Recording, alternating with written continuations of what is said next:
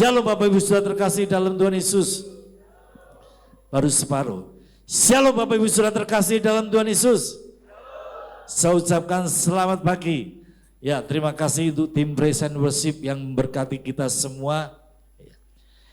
Tetap di bulan Maret ini kita punya tema khotbah adalah pahlawan iman. Ya.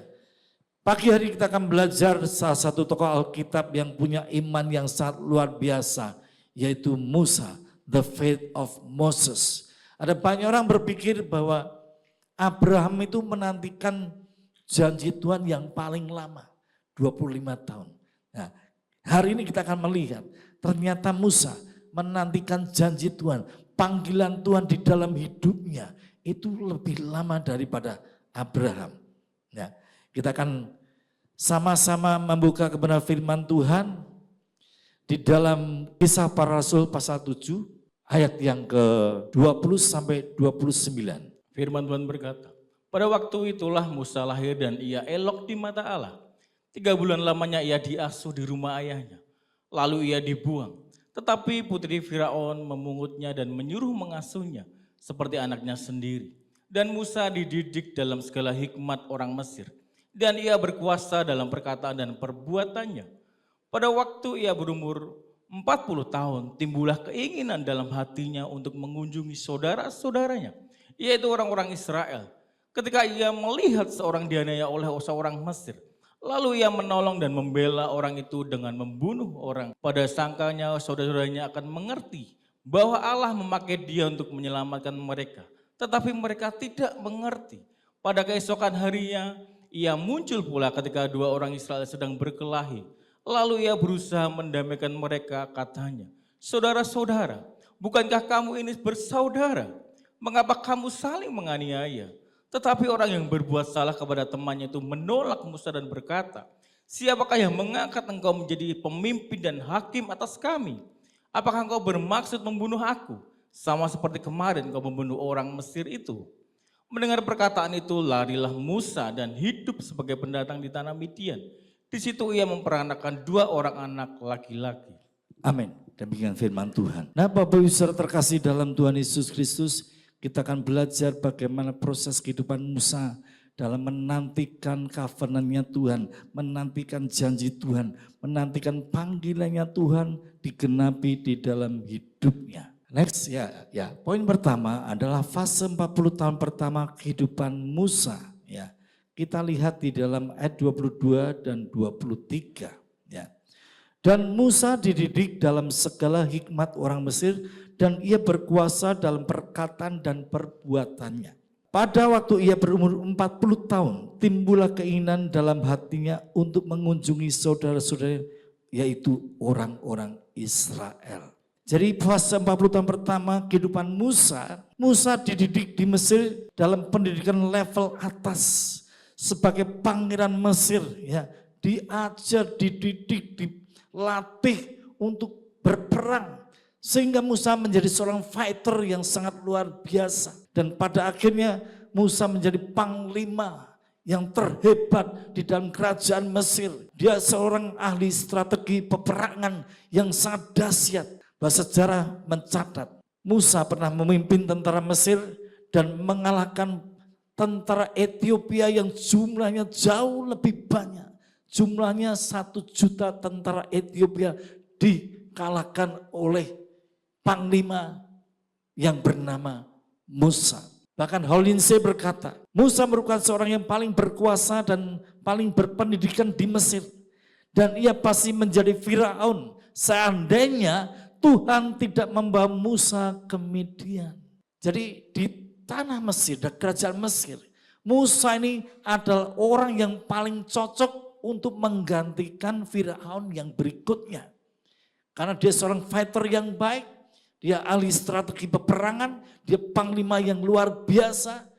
Kemanapun ya Musa membawa tentara Mesir selalu mendapatkan kemenangan. Next berikutnya kita melihat. Apakah Musa tahu Tuhan mengutusnya untuk membebaskan bangsa Israel dari perbudakan di Mesir? Tahu enggak kira-kira? Kita lihat ayat yang ke-25. Dikatakan dalam ayat ke-25. Pada sangkanya saudara-saudaranya akan mengerti bahwa Allah memakai dia untuk menyelamatkan mereka. Tetapi mereka tidak mengerti. Jadi Musa tahu panggilannya di dalam hidupnya untuk membawa bangsa Israel keluar dari tanah Mesir. Tetapi rupanya bangsa Israel tidak mengerti. Kalau Musa ini dipilih Tuhan untuk membawa bangsa Israel, membebaskan bangsa Israel dari perbudakan dari kerajaan Mesir. Tetapi mungkin Musa berpikir dalam hatinya, dengan kehebatannya sebagai seorang panglima perang yang dahsyat, dia berpikir saat itu aku siap diutus Tuhan untuk membawa bangsa Israel keluar dari perbudakan dari kerajaan Mesir. Dan ketika dia melihat ada saudaranya yang berkelahi dengan orang Mesir, dia bela bangsa Israel dan dia bunuh orang Mesir tersebut. Keesokan harinya ketika ada dua orang Israel sedang berkelahi, dia mencoba menengahi, dia coba memperdamaikan, tetapi justru rupanya orang-orang Israel tidak tahu kalau Musa ini dipimpin, dipakai oleh Tuhan untuk membawa bangsa Israel keluar dari tanah Mesir. Dan saat itu bukan saat yang tepat bagi Tuhan untuk memakai Musa yang merasa dirinya hebat, yang merasa dirinya pandai, yang memiliki kemampuan yang luar biasa. Saat itu belum tepat bagi Tuhan untuk mengutus Musa membawa bangsa Israel keluar dari tanah Mesir. Karena apa? Karena kehebatannya, karena kepandaiannya. Justru ketika dia bergantung kepada kepandaian dan kehebatannya sendiri, Tuhan tidak bisa memakai Musa. Sama halnya dengan setiap kita sebagai orang-orang percaya. Pada saat kita merasa diri kita ini mampu. Pada saat kita merasa diri kita punya talenta yang luar biasa. Pada saat kita merasa aku punya urapan Roh Kudus. Justru pada saat itu Tuhan tidak akan bisa pakai kita.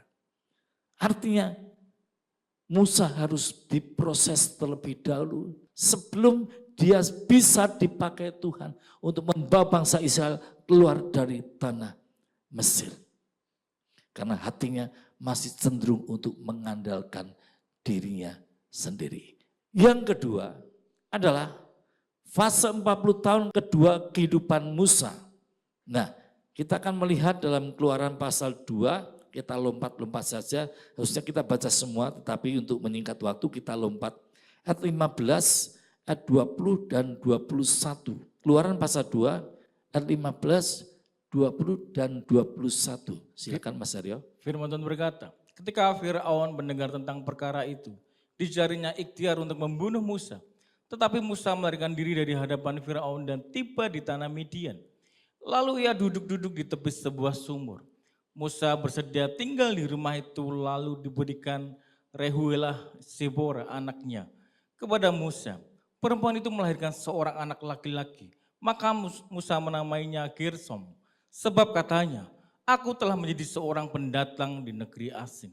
Setelah Musa membunuh orang Mesir tersebut, rupanya Firaun mengetahui dan berusaha untuk membunuh Musa. Dan Musa cepat-cepat melarikan diri meninggalkan Mesir menuju tanah Midian dan tinggal di sana sebagai penggembala domba.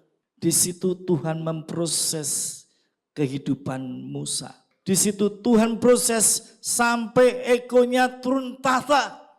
Sampai si akunya ini mati. Musa harus melepaskan semua kehebatannya, kemampuannya sebagai seorang panglima yang hebat sebelum bisa dipakai oleh Tuhan. Musa harus melepaskan self-confidence-nya. Rasa percaya dirinya itu diubah menjadi percaya kepada Tuhan Allah Israel yang sanggup memakai dia untuk membawa bangsa Israel keluar dari tanah Mesir. Di situ Musa diproses, Musa dibentuk oleh Tuhan agar egonya turun tahta, si akunnya mati, agar rasa percaya dirinya itu dilepaskan dan diubahkan percaya kepada Allah Israel yang sanggup membawa dia menjadi seorang pemimpin bagi bangsa Israel. Ada banyak tokoh dalam Alkitab sebelum dia bisa dipakai oleh Tuhan, terlebih dahulu Saya selalu melihat ya tokoh-tokoh dalam Alkitab yang dipakai Tuhan selalu mengalami prosesnya Tuhan. Tidak ada satupun yang tidak diproses oleh Tuhan. Semuanya mengalami proses, dibentuk oleh Tuhan sampai bejana tersebut siap dipakai Tuhan untuk kemuliaan nama Tuhan. Dan kita akan melihat bagaimana di dalam Roma pasal 7 ayat 21 sampai 24. Paulus dibentuk oleh Tuhan sampai dia bisa mengandalkan Tuhan. Kita buka Roma pasal 7 ayat 21 sampai 24. Firman Tuhan berkata, demikianlah aku dapat dihukum ini. Jika aku menghendaki berbuat apa yang baik, yang jahat itu ada padaku. Sebab di dalam batinku aku suka akan hukum Allah. Tetapi di dalam anggota-anggota tubuhku aku melihat hukum lain yang berjuang melawan hukum akal budiku. Dan membuat aku menjadi tawanan hukum dosa yang ada di dalam anggota-anggota tubuhku. Aku manusia celaka. Siapakah yang akan melepaskan aku dari tubuh maut ini? Nah Bapak Ibu Saudara terkasih dalam Tuhan Yesus, Roma pasal 7 ini adalah waktunya Tuhan memproses Paulus. Ya. Sebagian orang berkata, oh ini Paulus sebelum kenal Yesus. Tetapi saya yakin percaya bahwa Roma pasal 7 ini adalah Paulus yang sudah mengenal Yesus. Karena Paulus sebelum mengenal Yesus, dia berpikir, dia membanggakan jabatannya, dia mengandalkan kepintarannya. Dia berkata, aku lulusan Gamaliel, aku orang Farisi, orang Ibrani asli, disunat hari ke-8. Dan sebagai orang Farisi dalam hal hukum Taurat, dia melakukannya dengan sempurna. Itu pengertian Paulus sebelum mengenal Yesus, waktu namanya masih Saulus. Dia berpikir dia seorang yang mentaati hukum Taurat secara sempurna. Nah di Roma pasal 7 ini setelah hati nurani Paulus itu dijamah oleh Roh Kudus, dia menyadari bahwa dirinya adalah orang yang berdosa. Dan di Roma pasal 7 ini Paulus berkata, jika aku menghendaki berbuat apa yang baik, yang jahat itu ada padaku.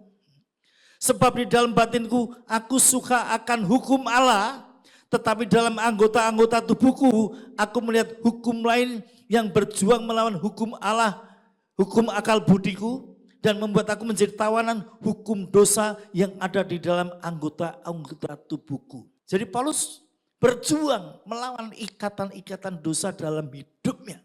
Dalam Roma pasal 7. Dia selalu berkata, ketika aku ingin melakukan apa yang baik, justru yang kulakukan itu yang jahat. Ketika aku akan melakukan firman Tuhan, justru dosa yang aku lakukan. Dan itu terjadi berulang kali sampai Paulus mengalami stres, depresi, dan dia berkata dalam ayat yang ke-24, aku manusia celaka, siapakah yang akan melepaskan aku dari tubuh maut ini? Sampai akhirnya Paulus berkata, aku ini manusia celaka. Aku tidak mampu berbuat baik. Aku tidak bisa melakukan kebenaran firman Tuhan. Nah, di sini Paulus diproses oleh Tuhan, dibentuk oleh Tuhan agar dia mengerti bahwa pada dasarnya Paulus adalah orang berdosa. Diselamatkan oleh karena anugerah. Sehingga di dalam Roma pasal 8 pada akhirnya Paulus mengalami kemenangan atas dosa. Dan dia menang atas segala proses yang terjadi di dalam kehidupannya. Demikian juga dengan Musa. Musa menunggu janji Tuhan selama 40 tahun. Lebih daripada Abraham. Kita akan baca dalam Keluaran pasal 7 ayat yang ke-7. Firman Tuhan berkata, adapun Musa 80 tahun umurnya dan Harun 83 tahun ketika mereka berbicara kepada Firaun. Adapun Musa berusia 80 tahun dan Harun 83 tahun ketika mereka berbicara kepada Firaun. Nah, sudah bayangkan ketika Musa berada di Midian menjadi penggembala domba selama 40 tahun. Dia harus menantikan janji Tuhan. Dia harus menantikan panggilannya digenapi dalam hidupnya. Dari hari ke hari dia menantikan covenant-nya Tuhan. Karena dia tahu panggilan Tuhan atas hidupnya untuk membawa bangsa Israel keluar dari tanah Mesir. Dia tunggu dari hari ke hari. Dari minggu ke minggu, Musa menunggu janji Tuhan. Dari bulan ke bulan ditunggu. Dari tahun ke tahun, tahun pertama, tahun kedua, tahun ketiga tidak terjadi apa-apa. Tahun keempat, tahun kelima tidak ada tanda-tanda apapun juga. Tahun ke-7, ke-8, tahun ke-10 tidak ada tanda-tanda sedikit pun bahwa Tuhan akan memanggil dia, memakai dia secara luar biasa. Bahkan mungkin mencapai tahun 20 dia berpikir mungkin Tuhan sudah pakai orang lain. Mungkin dulu panggilan Tuhan itu saya salah dengar. Mungkin bukan saya yang dipilih oleh Tuhan untuk membawa bangsa Israel keluar dari tanah Mesir. Dia harus menantikan waktu yang sangat lama sekali. 40 tahun hidup Musa diproses di Midian menjadi penggembala domba. Sampai dia menyadari, I am nothing. Dia tidak punya kemampuan apa-apa. Tidak ada kepandaian apa-apa. Bahwa self confidence-nya sudah betul-betul hilang. Bahkan Musa ini sempat menjadi cenderung untuk minder. Dia menantikan janji Tuhan sampai dia betul-betul tidak memiliki rasa percaya diri di dalam hidupnya. Yang kedua, yang ketiga adalah fase 40 tahun ketiga dalam kehidupan Musa. Kita akan baca dalam Keluaran pasal 3, harusnya kita baca secara lengkap tetapi untuk menyingkat waktu, kita baca Keluaran pasal 3 ayat 2 sampai 4. Lalu disambung ayat 10 sampai 11. Firman Tuhan berkata, lalu malaikat Tuhan menampakkan diri kepadanya di dalam nyala api yang keluar dari semak duri. Lalu ia melihat dan tampaklah semak duri itu menyala tetapi tidak dimakan api. Musa berkata, baiklah aku menyimpang ke sana untuk memeriksa penglihatan yang hebat itu. Mengapakah tidak terbakar semak duri itu? Ketika dilihat Tuhan bahwa Musa menyimpang untuk memeriksanya, berserulah Allah dari tengah-tengah semak duri itu kepadanya, Musa, Musa. Dan ia menjawab, ya Allah, jadi sekarang pergilah, aku mengutus engkau kepada Fir'aun untuk membawa umatku, orang Israel, keluar dari Mesir. Tetapi Musa berkata kepada Allah, siapakah aku ini, maka aku yang akan menghadap Fir'aun dan membawa keluar bangsa Israel keluar dari Mesir.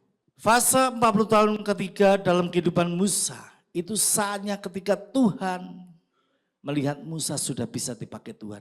Sudah siap untuk dipakai Tuhan membawa bangsa Israel keluar dari tanah Mesir. Dikatakan oleh firman Tuhan, lalu malaikat Tuhan, yaitu Tuhan sendiri, menampakkan diri kepadanya di dalam nyala api yang keluar dari semak duri. Saudara perhatikan, dicatat oleh firman Tuhan, lalu malaikat Tuhan menampakkan diri kepadanya di dalam nyala api keluar dari semak duri.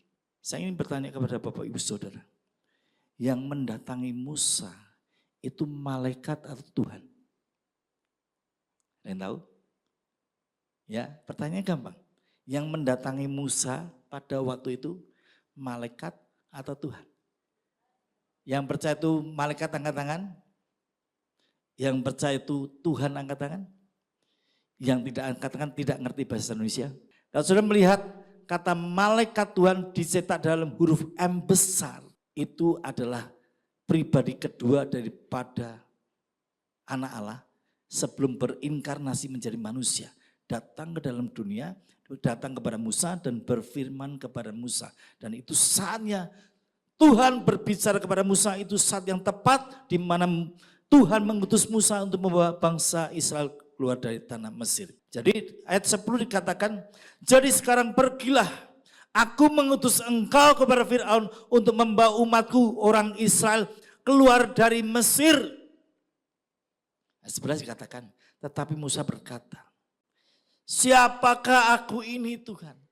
Maka aku akan menghadap Fir'aun dan membawa orang Israel keluar dari Mesir. Dia sudah lupa akan segala kehebatannya. Dia lupa dia seorang panglima besar di tanah Mesir. Dia lupa dia seorang fighter yang hebat. Dia sudah lupa dia seorang ahli strategi perang yang dahsyat. Karena apa? Diproses oleh Tuhan. Dibuat nol lagi. Sampai dia berkata, I am nothing.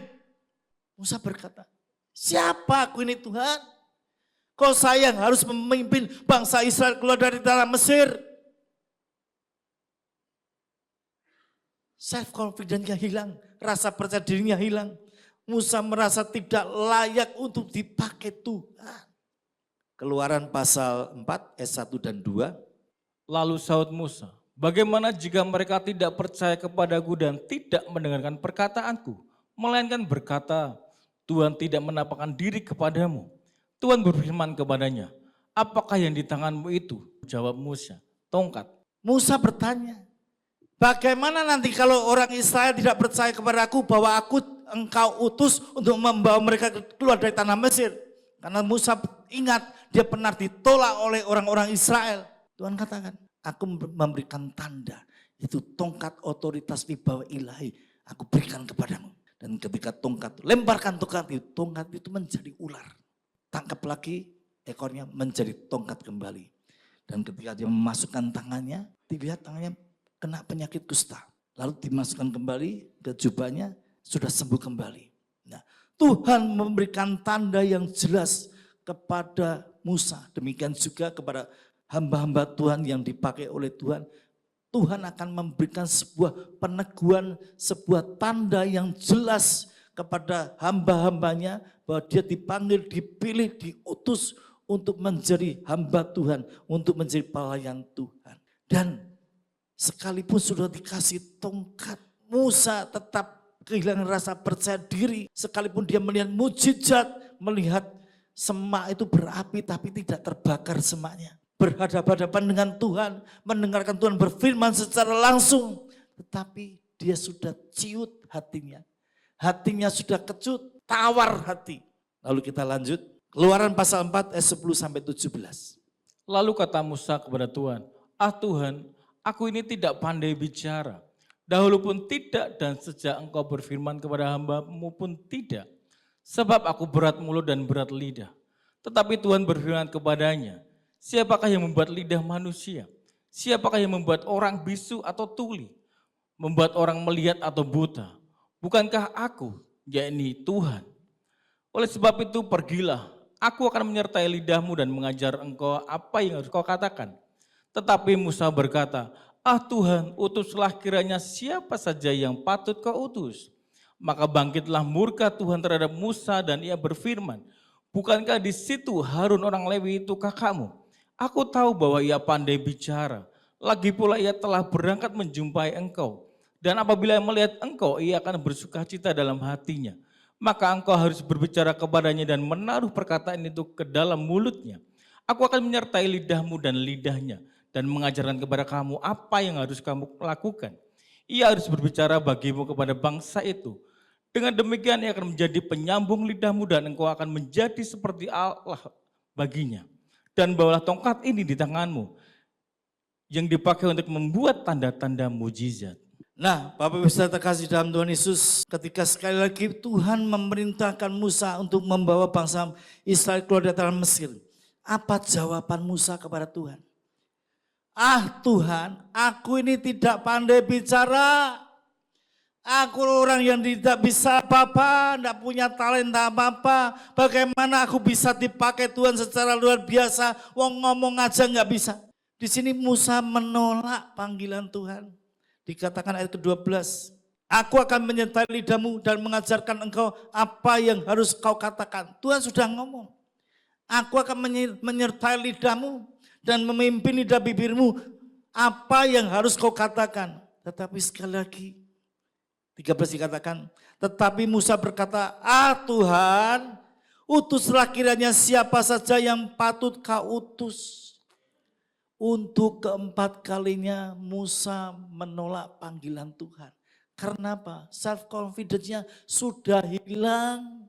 Dia mencapai titik nol. Dia tidak percayakan dirinya lagi. Kepandaian kemampuannya berperang sudah dilupakan.